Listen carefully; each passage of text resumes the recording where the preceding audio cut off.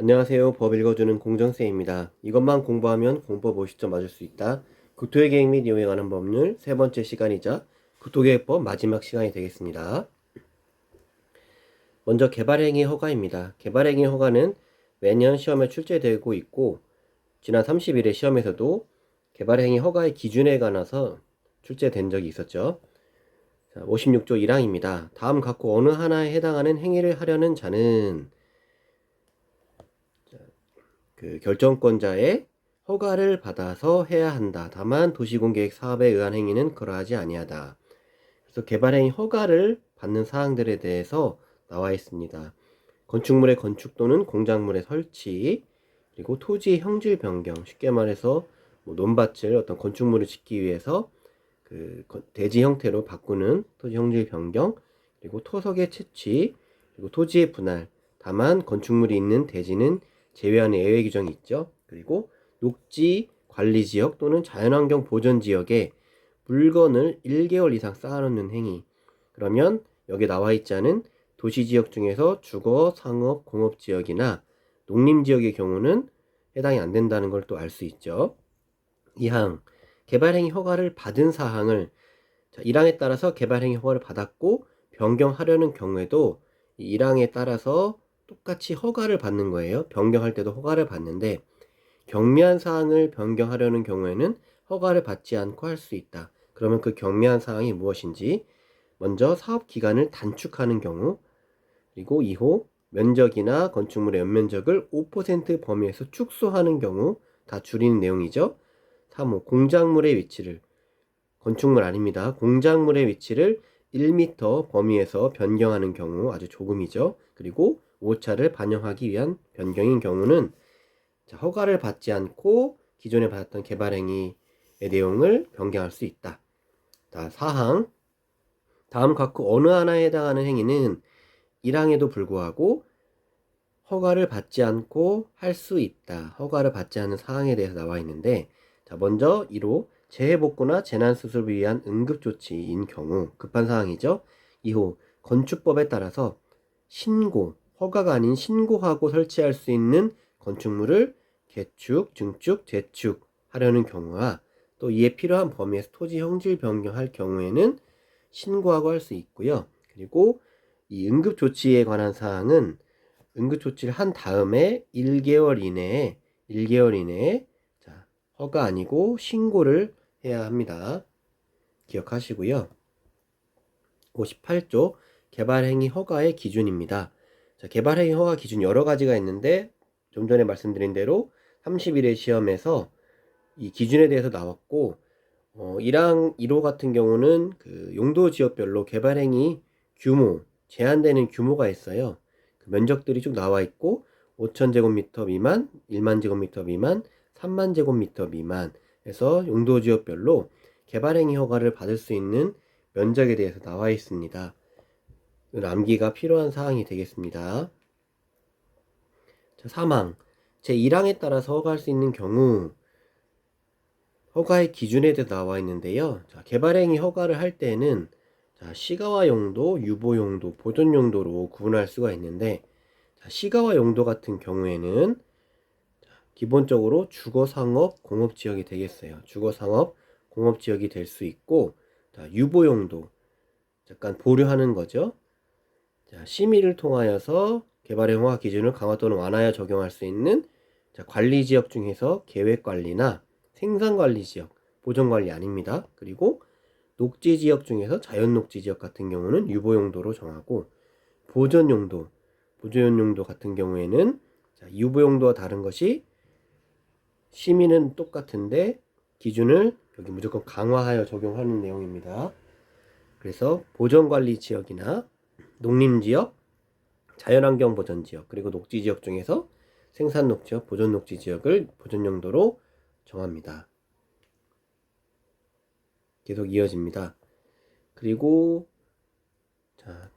결정권자는 난개발 방지와 지역 특성을 고려한 계획적 개발을 유도하기 위해서 필요한 경우, 의무사항이 아니라는 거죠. 필요한 경우에는 개발행위 발생 가능성이 높은 지역을 대상으로 이러한 개발행위들이 많이 있을 것 같은 지역을 대상으로 해서 성장 관리 방안이라는 것을 수립할 수 있습니다. 이 성장 관리 방안도 지난 31회 시험에서 나왔죠. 시행령 제56조에 의해서는 이 성장 관리 방안의 대상 지역을 나타내고 있는데요. 자, 이 성장 관리 방안을 수립할 수 있는 지역은 우리가 앞선 페이지에서 봤던 그 개발행위 허가의 용도별로 쭉 있었잖아요. 시가와 유보 보존 중에서 자, 시가화는 해당이 안 되고 유보용도, 보존용도 지역에만 그 성장 관리 방안을 수립해야 하는 거고, 이 해당 조항이 지난 30일에 시험에 나왔었습니다. 그래서 유보용도와 보존용도 지역으로서 그리고저 자 1호와 1호부터 4호까지의 내용들에 해당하는 경우에 성장관리 방안의 대상 지역이 되는 것이고, 자 2항에서 보면 성장관리 방안의 내용에 대해서 나와 있는데 총 4가지 사항이 있고, 1호와 2호 도로공원 등 기반시설의 배치와 규모에 관한 사항과 건축물의 용도 제한, 건폐율, 용적률에 관한 사항은 무조건적으로 포함이 돼서 이 3호, 4호는 추가적으로 내용을 담을 수가 있습니다. 지구단위 계획 내용과 비슷하죠. 지구단위 계획도 의무적으로 들어가는 항목들이 있었어요. 그 지난 시간 영상에 나와 있습니다. 다음 제60조 개발행위 허가의 이행 보증. 자, 결정권자는 기반시설의 설치나 그에 필요한 용지 확보, 위해 방지, 환경 오염 방지, 경관, 조경 등을 위하여 필요하다고 인정되는 경우로서 이행보증금을 예치하게 할 수 있다. 누구로부터? 개발행위 허가를 받는 자한테 이행보증금이라는 것을 받을 수가 있어요. 무조건 받는 것이 아니고 받을 수가 있는데, 다만 국가나 지자체 그리고 공공기관 또 조례에서 정하는 공공단체가 시행하는 개발행위에 대해서는 이행보증금을 받을 수가 없습니다. 시행령 59조에서는 자, 이행담보의 내용이 나와 있는데, 제60조 1항 각호 외의 부분 본문에서 대통령령으로 정하는 경우, 자, 이 부분이죠.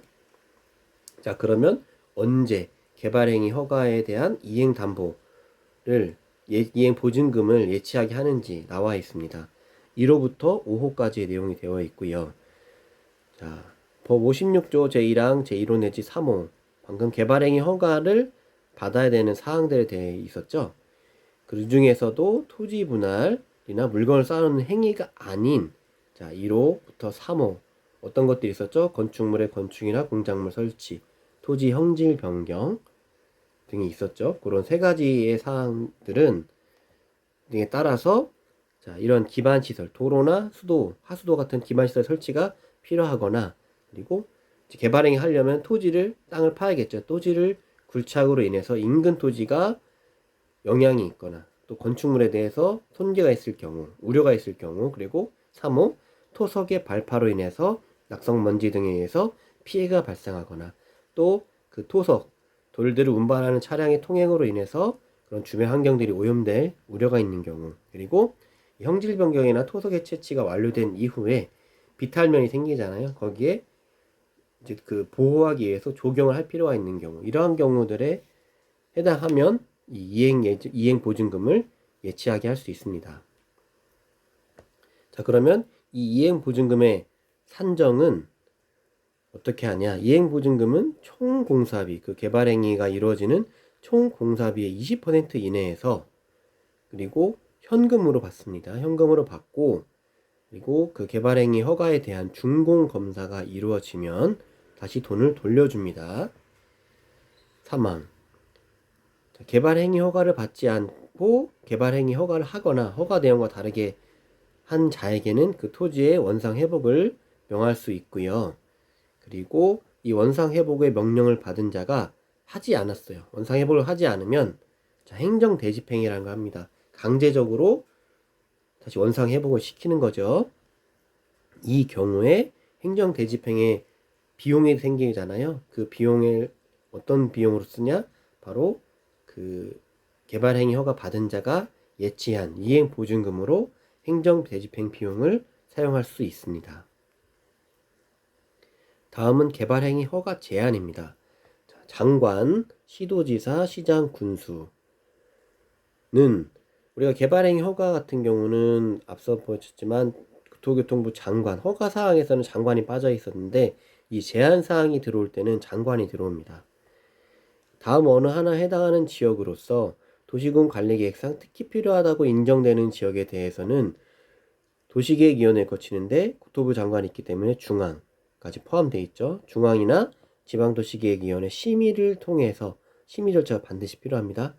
그리고 단 한 차례만 3년 이내의 기간 동안 개발행위 허가를 제한할 수가 있어요.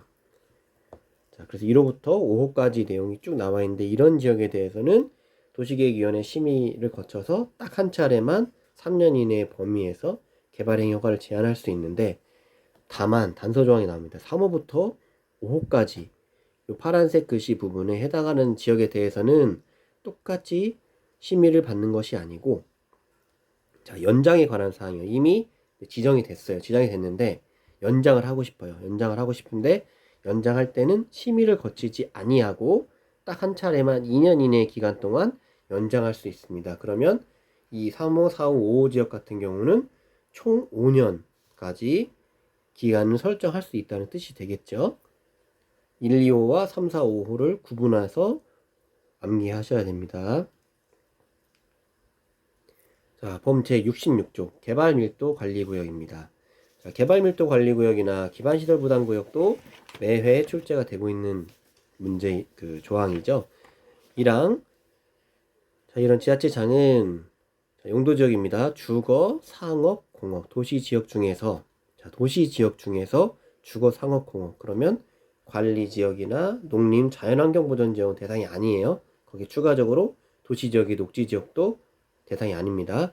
자, 이런 지역에서 개발행위로 기반시설의 처리 공급 또는 수용 능력이 부족할 것으로 예상되는 지역 중에서 자, 어떤 개발행위가 이루어지면 그 개발행위에 따라서 도로나 상하수도 시설들이 들어가야 되는데 그러한 기반시설들의 설치가 곤란하다, 설치가 어렵다는 지역들이 있을 거잖아요.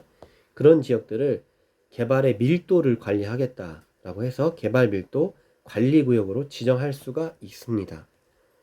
그리고 이 개발밀도 관리구역 안에서는 자, 기반시설이 어차피 못 들어오니까 건폐율이나 용적률을 강화해서, 완화 아닙니다.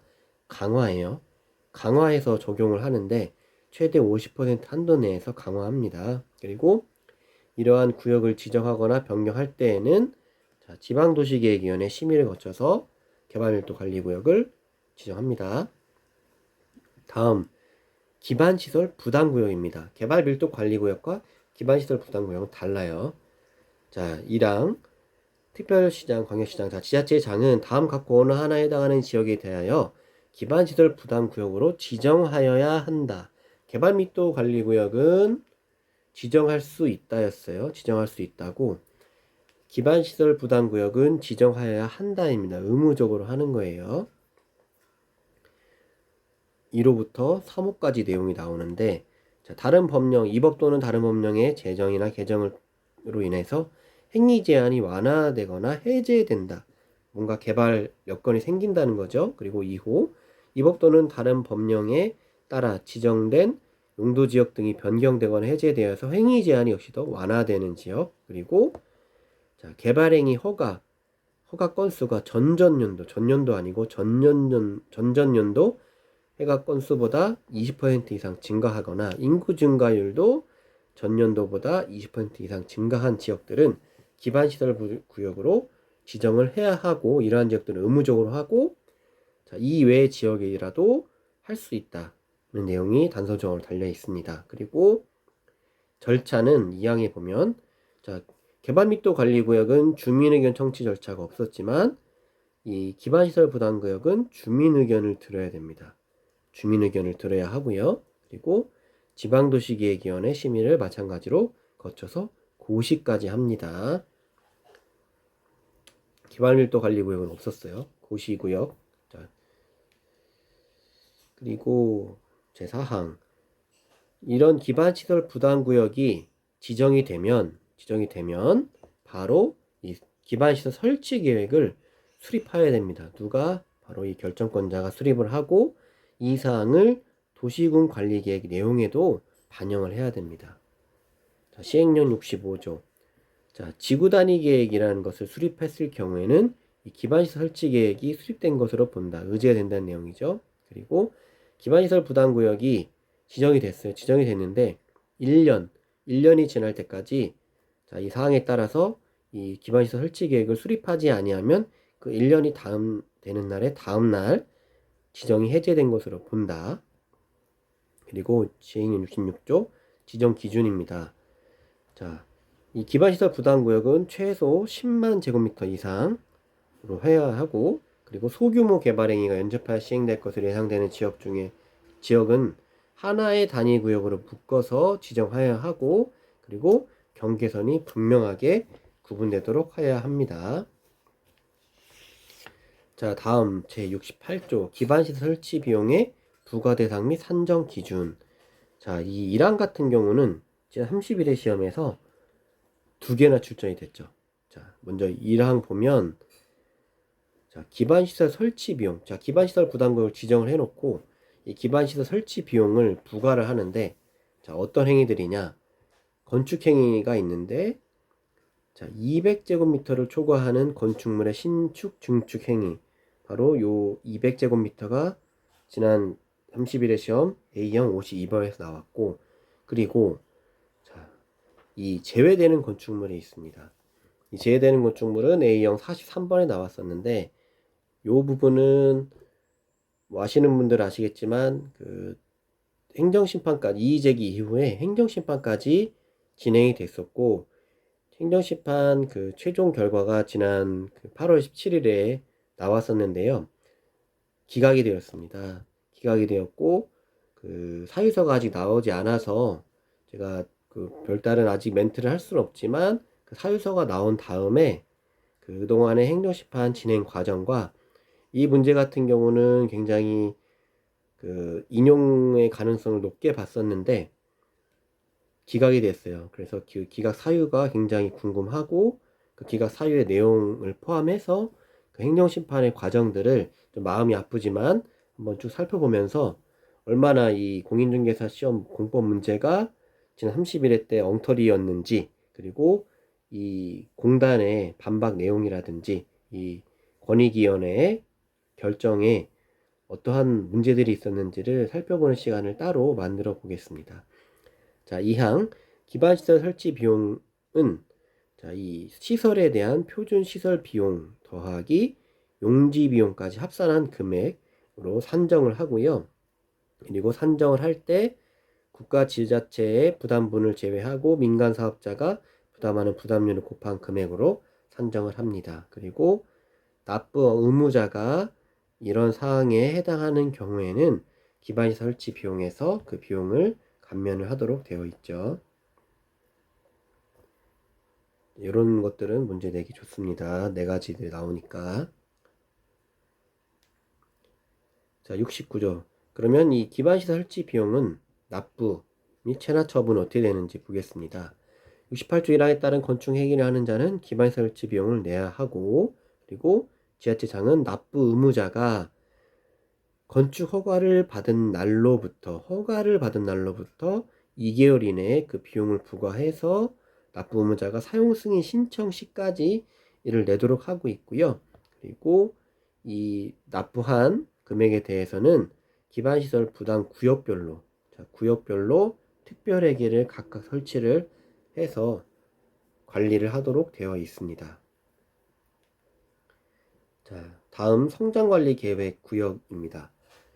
제가 첫 번째 시간에 말씀드렸듯이 이 공법 같은 경우는 이 당해년도 개정된 내용들이 잘 출제가 되질 않았어요. 그 이후 년도에 차후 년도에 출제가 됐었는데 이게 연초에 이제 개정 시행이 됐기 때문에 가능성이 있어서 이 부분도 일단은 가져와 봤습니다. 이 성장관리계획구역 같은 경우는 내용이 그 개발밀도관리구역이나 기반시설 부담구역이랑 굉장히 비슷해요. 비슷하기 때문에 조금 다른 사항들이나 이런 부분들을 체크를 하시면서 보는 것도 도움이 될 것 같습니다. 자, 그러면 이 성장관리계획구역은 어느 지역에 지정을 하느냐? 녹지, 관리, 농림, 자연환경 보전 지역입니다. 자, 개발밀도관리구역에 지정할 수 있는 용도지역이 있었죠. 그런데 이 성장관리계획구역도 지정할 수 있는 용도지역이 있었는데 차이가 분명히 있다는 게 눈에 보이시죠? 이 지역들에 대해서 전부 또는 일부에 대해서 성장관리계획구역을 지정할 수 있다. 내용은 비슷한데, 자, 개발밀도관리구역은 도시지역 중에서 일부 지역을 했고, 성장관리계획구역은 그 외 지역에 대해서 합니다. 근데 내용은 비슷해요. 이런 내용들이 있고, 그리고 성장관리계획구역의 지정 기준 같은 경우에는 뭐 이런 좋은 말들이 써 있고, 그리고 또 조례로도 지정을 할 수가 있습니다. 계속 진행하겠습니다. 자, 성장관리계획구역을 지정할 때 절차인데요. 자, 주민과 지방의 의견 청취 있습니다. 그리고 관계기관 협의가 있고 지방도시계획위원회 심의가 있어요. 중앙 아니죠. 국토장관이 없으니까 심의까지 거쳐서 성장관리계획 구역을 지정을 하고 구역 먼저 10% 이내 변경 시에는 하지 않습니다. 그리고 이 해당 지방의회 의견 청취 기간은 60일, 그리고 관계행정기관의 협의기간 30일. 가끔 나오는 부분이 있고 다른 도시군관리계획 절차랑 내용이 같아서 따로 짚지 않고요. 그리고 이 성장관리계획 구역을 지정하면 자, 해당 내용을 고시하고 일반 열람할 수 있습니다. 지난 시험에서도 뭐 이런 그 고시 절차나 열람할 때 뭐 장관이 직접 해야 한다 이런 내용이 틀린 내용 나온 적 있었죠. 자, 그러면 이 지형도면고시 등 할 때 고시 내용에 어떤 것들이 들어가냐, 이 계획구역의 지정 목적이나 위치, 경계, 면적, 규모 등이 고시 내용으로 들어가 있습니다. 그리고 이 성장관리계획구역을 지정을 했으면 성장관리계획을 이제 수립을 하는데요. 이 성장관리계획의 내용입니다. 되게 그 앞서 봤던 내용들은 굉장히 비슷해요. 뭐 지구단위 계획이라든지 기반시설을 설치에 대한 내용들 쭉쭉 다 담겨져 있고, 그리고 이 성장관리계획 구역 안에서 이 성장관리계획으로 하게 되는 경우에는 자, 건폐율을 완화할 수 있답니다. 완화할 수 있는데, 자, 계획관리지역에서는 50% 이하, 그리고 생산관리, 농림자연생산 녹지지역 30% 이하인데 이대로 정해지는 게 아니고 이 50%, 30% 범위 내에서 조례로 별도로 정하는 거예요. 예를 들어서 어떤 시군은 뭐 계획관리지역이지만 10% 이하를 할 수도 있고, 그리고 어떤 지역은 50%꽉 채워서 할 수도 있고, 그거는 조례로 따로 정한다. 다만 최대 허용할 수 있는 건 50%다. 그리고 용적률도 완화할 수 있는데 120%고요. 마찬가지로 조례로 따로 정하도록 되어 있습니다.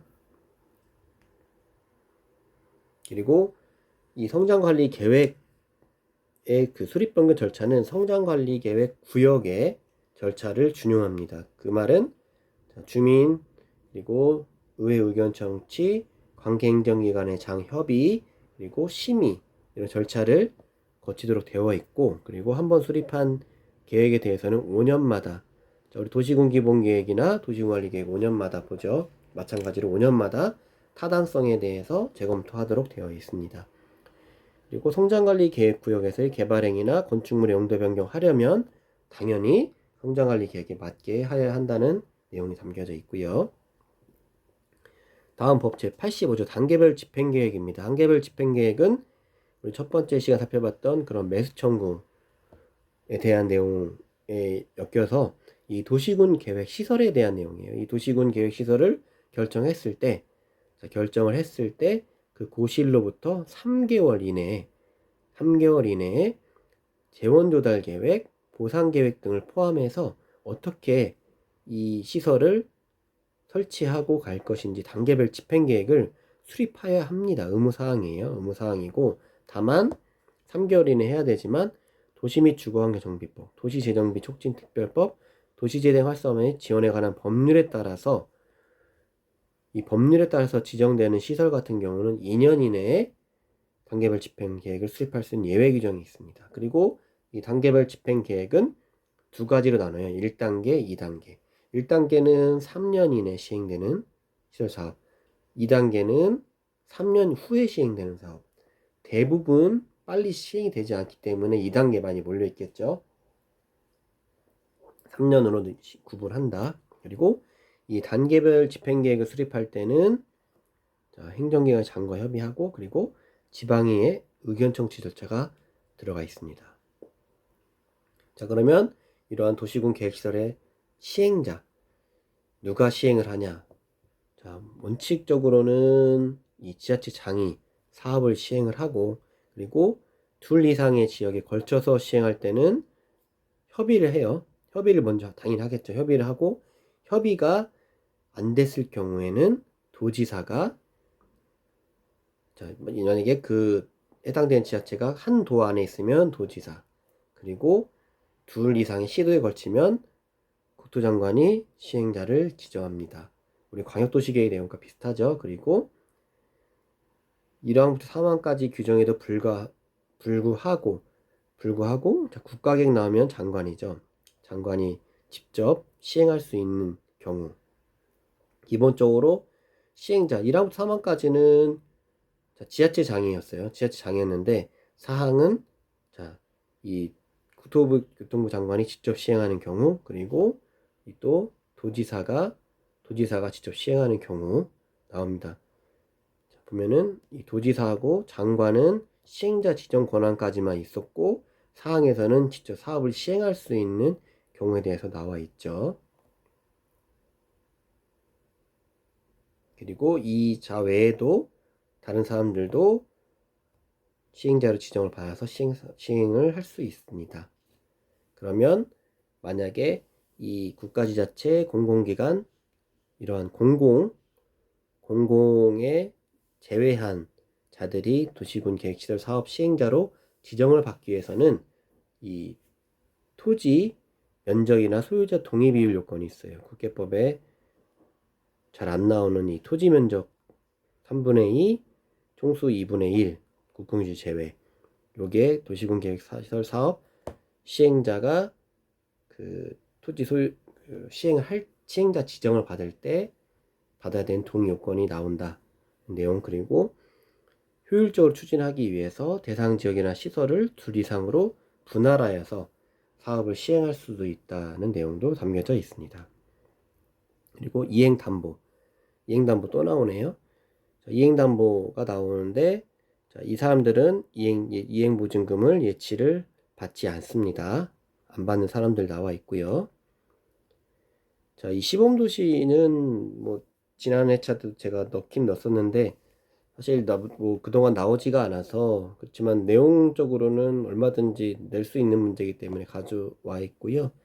이 시범도시 같은 경우는 의무사항은 아니고 지정할 수 있고, 자, 절차상으로는 주민의견 청취가 있고, 이도도시기원회 자문, 그리고 중앙도시계획위원회 심의를 거칩니다. 왜냐하면 장관이 결정하기 때문에요.